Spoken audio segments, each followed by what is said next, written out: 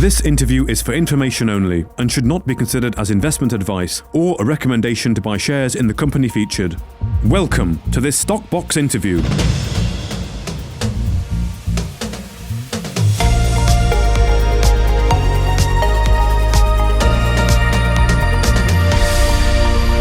Hello, joining us today at Stockbox is Sapan Ghai, Chief Commercial Officer of Sovereign Metals. Let's start, Sapan, with you telling us more about Sovereign Metals and a statement from the company aiming to become the world's largest, lowest cost and lowest emissions producer of two critical minerals, titanium and graphite. So what's the story? And why is the company confident in such a statement? Yeah, it is a bold statement. I challenge investors anytime I speak to them to think about the last time they had any mining junior come along and say, we're planning on being the largest in something, we're planning to be the lowest cost in something as well. And what that's something for us is essentially in our project Kasiya in Malawi, two commodities sit within the one ore body. So you're getting two tier one deposits for the price of one. Essentially, those two commodities are titanium in the form of rutile, which is the highest purity, highest grade, naturally found form of titanium mineralization, and graphite, which, both of those are critical minerals. Titanium for a whole vast of reasons, a whole vast of industries. It ends up in everything from aerospace, defense, which obviously is quite apt at the moment and quite current. But through to pigments, plastics, paint, the whole gambit, and graphite. Obviously, if we are going to electrify our world, which it seems is key for decarbonisation, then we're going to need graphite as it ends up in lithium-ion batteries. So look, that's what we're doing. We're confident with that statement because it's based on the economics of and the findings within our pre-feasibility study, which we had completed in September last year. That pre-feasibility study said we could be producing the most rutile and the most graphite globally. We could be doing so for 25 years, and we could be doing it at the lowest cost compared to all of our peers at a lovely, a margin of about 64% and an NPV of $1.6 billion post-tax, which really puts this into the tier one category. Sounds great. I mean, now Rio Tinto has invested heavily in Sovereign Metals. What makes them so interested in your projects? And tell us a little bit more about your working relationship with them. What is it that they're doing with you? Sure. So look, Rio Tinto, $120 billion market cap, second largest mining company in the world, has a huge amount of experience in the titanium industry. It is the world's largest titanium slag producer. Titanium slag is basically an alternative to rutile. And it has existing operations around the world in Canada, Madagascar, in South Africa within titanium. It's also becoming quite big within the battery mineral space, and therefore graphite is quite important to them. What we did with Rio Tinto was back in July last year, Rio invested an initial $40 million for 15% of Topco. That $40 million will help us advance the definitive feasibility study for Kasiya. They have an option to go from 15% to 19.99%. That option expires in July this year, and they get to acquire that extra 5%, basically at a 10% premium to their initial investment. How do we work together? We've formed a technical committee, half Rio, half Sovereign Metals, that will basically focus on getting the definitive feasibility study done. They'll help us qualify our graphite for use in batteries. If we get to a point where we'll start thinking about construction funding, they will assist us with that. And ultimately, Rio Tinto have what we call an option to be operator. What that means is they for 180 days post us announcing a definitive feasibility study, they get to become operator of the project on arm's length terms. After 180 days, if they decide not to become operator of the project, then they just become a plain vanilla shareholder like anyone else.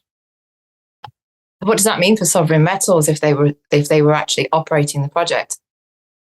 Look, Rio Tinto don't tend to operate mines on behalf of junior mining companies. So, operating the mine, you could probably read between the lines what that essentially entails for what Rio would likely do with the project.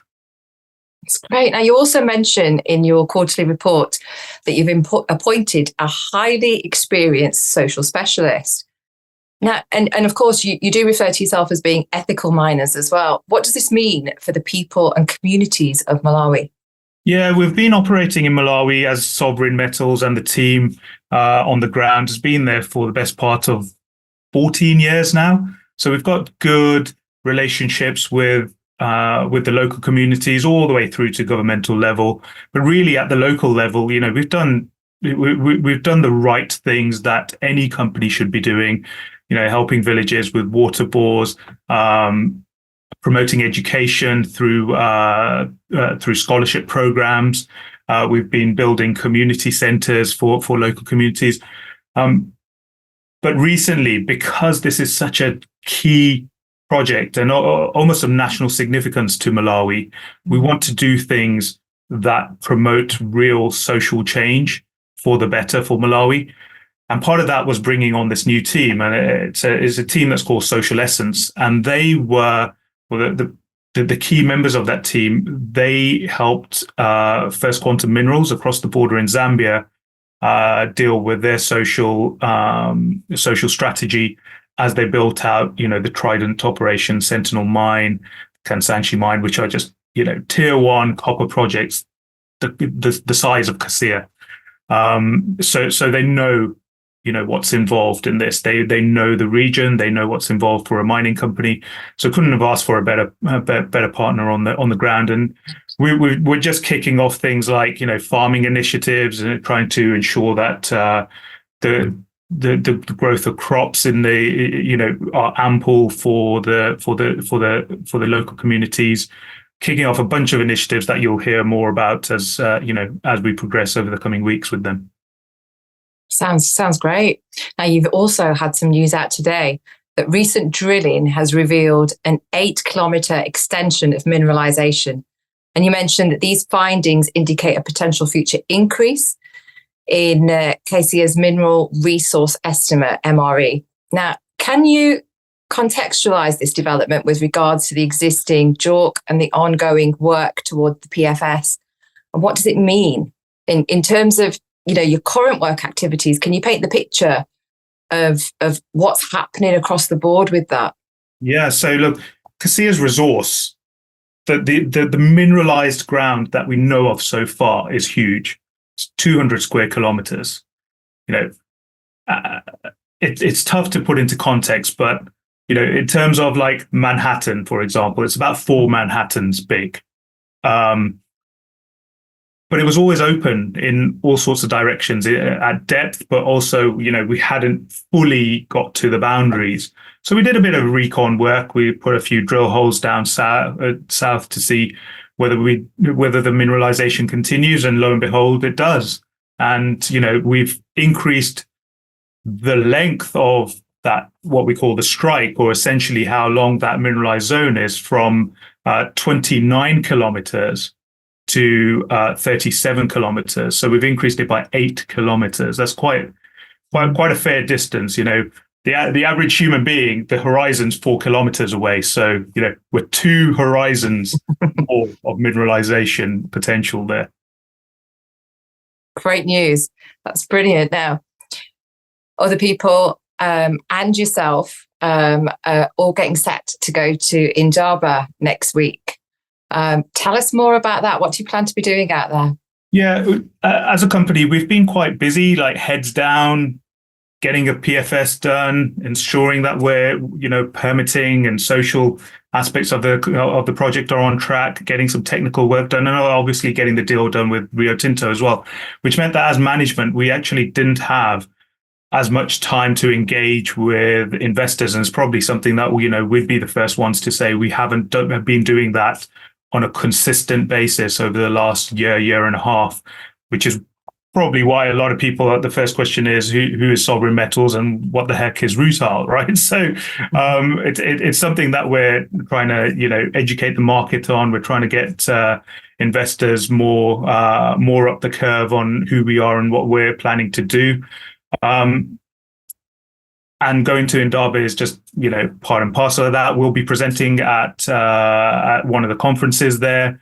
There's a delegation from the Malawian government who will be there alongside us, and that all comes off the back of last week. We were actually on the road, myself and the executive chairman and the CEO, and we basically came off the back of 40 odd institutional investor meetings. So there's clearly appetite to understand the story, and we're just I think we're just scratching the surface in terms of in terms of really understanding the value proposition of Kasiya and Sovereign Metals. Excellent. Well, it sounds very exciting, and I do hope that you're going to be back on to tell us more here at Stockbox, and we'll be keeping you all updated. But thanks for talking to us today, Sapan. Great to speak to you. Pleasure, Pam. If you enjoyed this interview, then give us a thumbs up, a like or a retweet. Subscribe to us on YouTube or follow us on Twitter, and hit that notification bell to be the first to know when we release new content. There's loads of great content on our website too, across all our programs at stockboxmedia.com. Thank you for watching.